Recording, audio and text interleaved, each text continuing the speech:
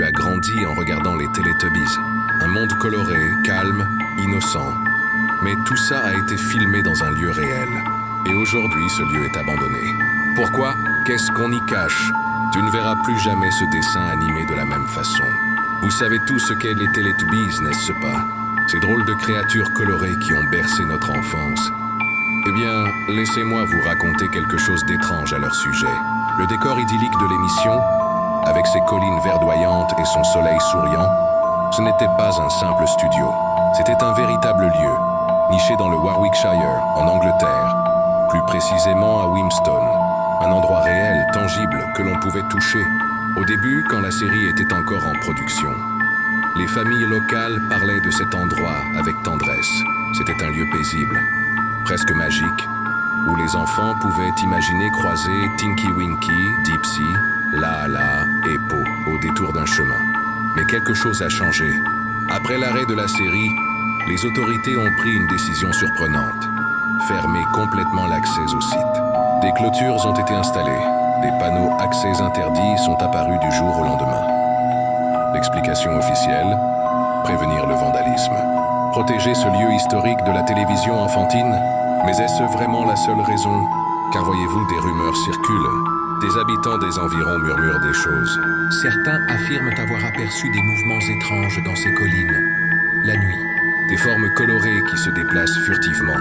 Et ce soleil, celui qui souriait aux enfants dans la série, des témoins jurent l'avoir vu briller à des heures impossibles. Alors, était-ce vraiment juste une émission pour enfants? Ou y a-t-il quelque chose de plus? Quelque chose que les autorités préfèrent garder secret derrière ces clôtures. La vérité sur les Teletubbies est peut-être plus étrange que nous ne l'imaginions. Vous connaissez cette histoire qui circule sur Internet? Celle du chant maudit des Télétampis. Laissez-moi vous raconter ce qui s'est vraiment passé. C'était un jour comme les autres. Un adolescent français, fasciné par les légendes urbaines, avait décidé d'explorer ce fameux lieu. Vous savez, cet endroit où se trouvait autrefois le décor de l'émission pour enfants, les Teletubbies. Il a marché pendant des heures, traversant la campagne anglaise, guidé par de vieilles photos et des coordonnées GPS trouvées sur des forums obscurs. Le soleil commençait à décliner quand il l'a enfin aperçu. Le champ, exactement comme dans ses souvenirs d'enfance. Les mêmes collines douces, la même herbe verdoyante. Mais quelque chose clochait. Le silence. Un silence pesant, presque surnaturel. Pas un oiseau, pas un insecte, rien. Excité par sa découverte, il a sorti son téléphone pour documenter l'exploration. La lumière était parfaite pour filmer, le soleil couchant donnant une teinte surréaliste au paysage. Après environ 10 minutes de tournage, quelque chose s'est produit. Un rire, pas un rire normal. Un rire lent, déformé, comme une cassette qu'on aurait ralenti. Un son qui vous glace le sang. Soudain, son téléphone s'est éteint. Comme ça, sans prévenir. L'écran est devenu noir, mais ce n'était pas fini. Des mots sont apparus, lettre par lettre, comme tapés par une force invisible.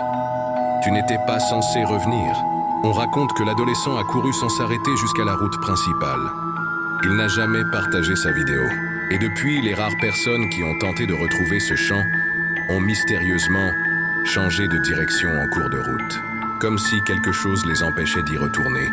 La nuit était déjà bien avancée quand il est rentré chez lui. Épuisé après cette étrange journée, il voulait revoir cette vidéo, celle qu'il avait filmée dans ce champ baigné d'une lumière si particulière.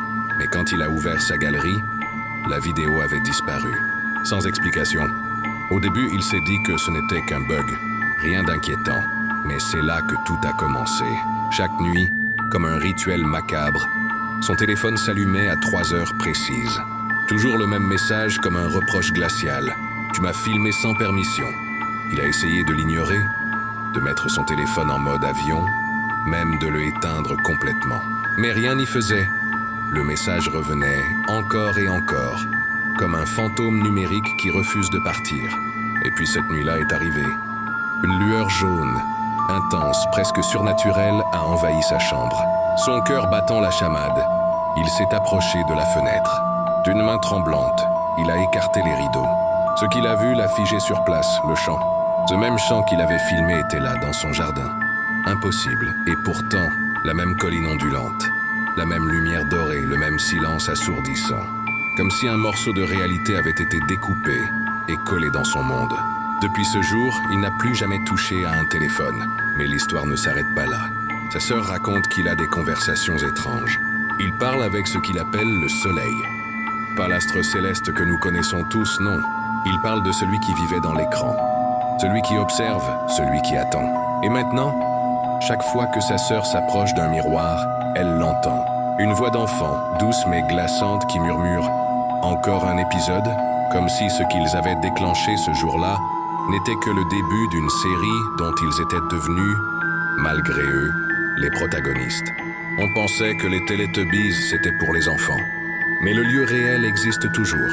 Et ceux qui y vont ne reviennent jamais vraiment. Le champ est peut-être fermé, mais il peut apparaître chez toi. Tu veux savoir ce qui se cache derrière ce soleil ? Abonne-toi et écris soleil dans les commentaires.